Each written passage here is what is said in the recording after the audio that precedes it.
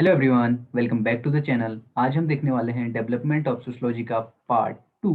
इससे पहले हमने देखा था कि कैसे सोशलॉजी इंडिया पे आई और कौन कौन से ऐसे इंडियन पाइनियर्स थे और कैसे ब्रिटिश मिशनरीज और ब्रिटिश स्कॉलर्स ने कैसे इंडियन सोशलॉजी को आगे बढ़ाया या फिर वो कैसा अध्ययन कर रहे थे। तो उससे आगे हम देखेंगे। नाउ इस वीडियो में हम देखेंगे कि सोशियोलॉजी फॉर इंडिया, यानी कि इससे पहले हम देखा था कि भारत में समाजशास्त्र कैसे आया और भारत के लिए समाजशास्त्र किस प्रकार से आया।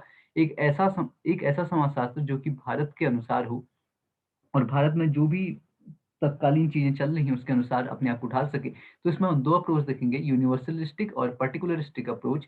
पॉकॉक और डूमो का क्या कंट्रीब्यूशन है, इंस्टीट्यूशन बिल्डिंग किस प्रकार से हुई और कैसे इसने लीड किया एज अ सोशोलॉजी डिसिप्लिन को आगे बढ़ाने में, न्यू एरियाज सोशोलॉजी में क्या क्या है, और इंडियन सोशोलॉजिस्ट द्वारा development of sociology in India पे कौन कौन सी ऐसी बुकें लिखी गई हैं जो कि हमको बताती हैं कि कैसे भारत में समाजशास्त्र का विकास हुआ। तो आगे बढ़ते हैं। सबसे पहले है सोशोलॉजी ऑफ इंडिया को। अगर हमने सोशोलॉजी फॉर इंडिया, भारत के लिए समाजशास्त्र को अगर हमने समझना है तो हमको दो मॉडल देखते हैं। एक तो है यूनिवर्सलिस्टिक मॉडल और दूसरा है पर्टिकुलरिस्टिक मॉडल।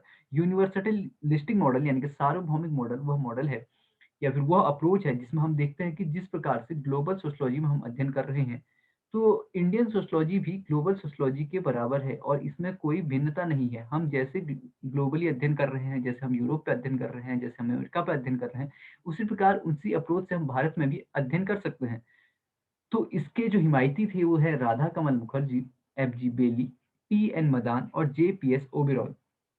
जो राधा कमल मुखर्जी हैं, ये बहुत ज़्यादा फिलोसॉफिकल हैं अपनी रिसर्च पे, इसलिए इनको फिलोसॉफिकल एंथ्रोपोलॉजिस्ट कहा जाता है।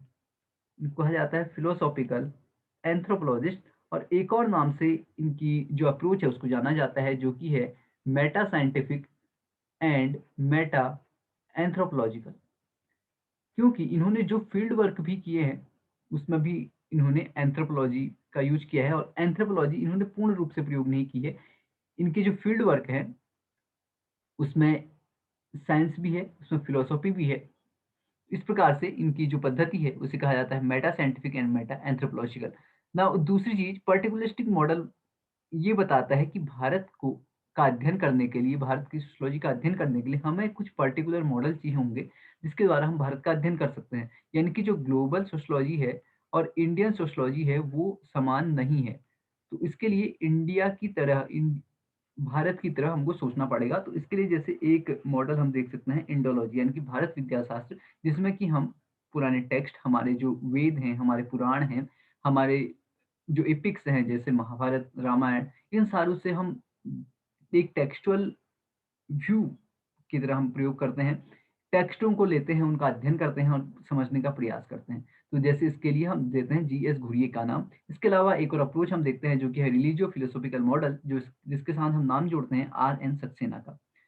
तो इसके बाद भारत में सोशियोलॉजी को डेवलप करने के लिए कुछ कॉन्फ्रेंसेस हुई और बहुत सारे लोगों का कंट्रीब्यूशन रहा। उनमें से दो लोग जो कि बहुत ज़्यादा फेमस हैं, जो कि हैं लुई डोमो और पोकॉक, जिन्होंने डिबेट की थी कि भारत में सोशियोलॉजी किस प्रकार से होनी चाहिए, इसने किन विषयों का अध्ययन करना चाहिए, किन टॉपिक्स ऐसे होने चाहिए जिसको हम सोशियोलॉजी में अध्ययन करेंगे और कैसे हमारी सोशियोलॉजी आगे बढ़ेगी। ना इनका एक जर्नल है जो कि है कंट्रीब्यूशन टू इंडियन सोशियोलॉजी। इसके बाद आगरा सेमिनार हुई और एक और इम्पोर्टेंट सेमिनार हुई जिसको हम जानते हैं आबू धाबी सेमिनार के रूप में।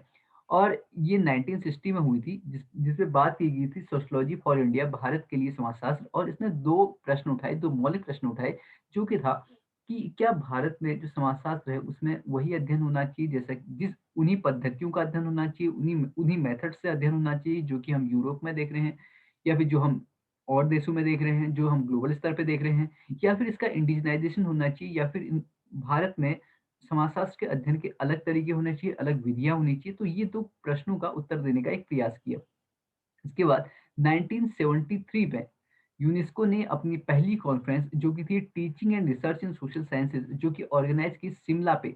यहाँ पर ये किस लिए ऑर्गेनाइज की गई, ताकि हम कैप्टिव माइंड, मतलब एक ऐसा माइंड जो कि दूसरे के फोर्स में काम करता है, यानी कि हमारी जो बोरोड कॉन्शियसनेस है, जिस प्रकार से ब्रिटिश स्कॉलर्स कर रहे हैं, जिस प्रकार से कॉलोनियल स्कॉलर्स कर रहे हैं, उसी प्रकार से अगर हम अध्ययन करने लग जाएं तो हम भारत को और अच्छी तरीके से नहीं समझ पाएंगे, हम भारत में समाजशास्त्र के साथ न्याय नहीं कर पाएंगे।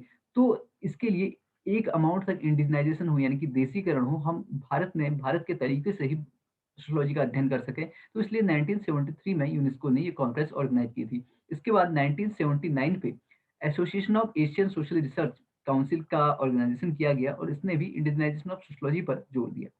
नाउ इनमें किन बातों पे चर्चा की गई कि no blind imitation of European scholars, जिस प्रकार से यूरोपियन स्कॉलर्स भारत में, अगर हम एग्जांपल लेते हैं जैसे कि वो रूरल इंडिया का ही अध्ययन कर रहे थे, तो रूरल इंडिया को एक अहिस्टोरिक सेंस में, जहाँ पर वो बहुत ज़्यादा रोमांटिसाइज़ कर रहे थे, एक स्टैटिक पिक्चर देख रहे थे और जो कि रियलिटी से बिल्कुल बहुत दूर था, एक डिस्टॉर्टेड फैक्ट्स को वो वहाँ पर दिखा रहे थे। तो इस प्रकार से हम ना दिखा के एक रियल पिक्चर को दिखाने का एक प्रयास करें और कैप्टिव माइंड से, यानी कि ऐसा माइंड जो कि दूसरे के फोर्स में काम करता है, यानी कि हम दूसरे के दिमाग से ना सोच के अपने खुद का सेंस लगा के वहाँ पर अध्ययन करें।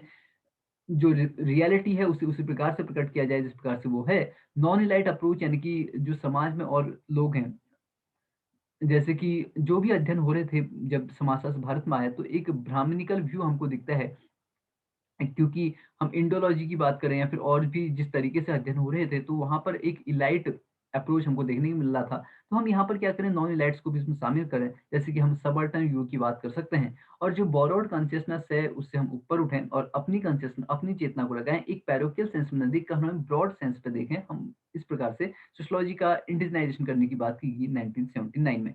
नाउ इसके बाद कुछ इंस्टीट्यूट हमारे बिल्ड हुए 1970s एंड 1980s में।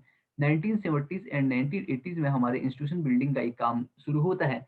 जैसे कि अगर हम बात करें आईसीएसएसआर, जो कि है Indian council of social science research, जो कि सोशल साइंसेस पे काम करती है, तो इसकी स्थापना हुई थी 1969 पे। इसी प्रकार यूनिवर्सिटी ग्रांट कमीशन, जिसकी स्थापना हुई 1956 में।